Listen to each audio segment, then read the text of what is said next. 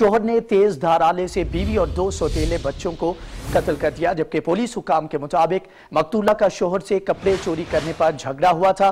मुलजम को गिरफ्तार करके कानूनी कार्रवाई का आगाज कर लिया गया है। मजीद तफसीलात जान लेते हैं नुमाइंदा 7 न्यूज मलिक मुश्ताक से।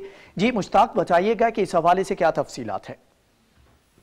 जी बिल्कुल, ये थाना ग्रीन टाउन का वाकया है और इसमें अहम बात यह है कि मुलजिम आशिक जिसने तेहरे कत्ल की वारदात की, कातिल को 2 घंटे के बाद पुलिस ने गिरफ्तार कर लिया।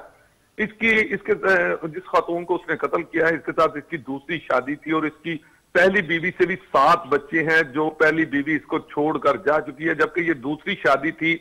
इसमें से इस खातून के 3 बच्चे थे।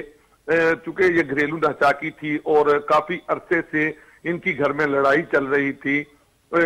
मामला इस तरह हैं कि आशिक को जब गिरफ्तार किया गया तो उसने इब्तदाई तफ्तीश में ये बताया है कि चूंकि मैंने शादी की थी कि बुढ़ापे के सहारे के लिए, लेकिन इसके बाद मैं घर पर लाकर पैसे देता रहा। हमने सोचा कि हम 2 मरले का मकान खरीदेंगे, लेकिन इस खातून ने मुझसे चोरी हवेली लखा में एक प्लॉट खरीदा जिसका मुझे पता नहीं था। और जब मैंने अपनी रकम का मुतालबा किया या मैंने पूछा तो मुझे नहीं बताया गया।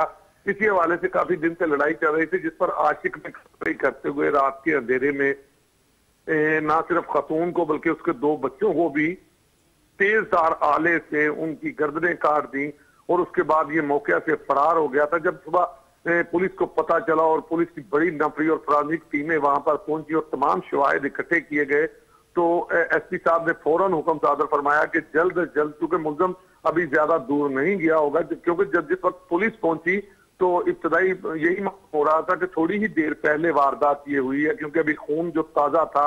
इसी हवाले से उन्होंने पुलिस ने कार्रवाई की और पुलिस की एक बेहतरीन और अच्छी कार्रवाई ये है कि 2 घंटे के दौरान ही मुलजिम आशिक को पकड़ लिया, जबकि पकड़ने के बाद मुलजिम ने इकबाल जुर्म भी कर लिया है और तमाम किस्सा, तमाम जो कहानी है किस तरह उसने कत्ल किया और किस वजह से, तमाम बता भी दिया है।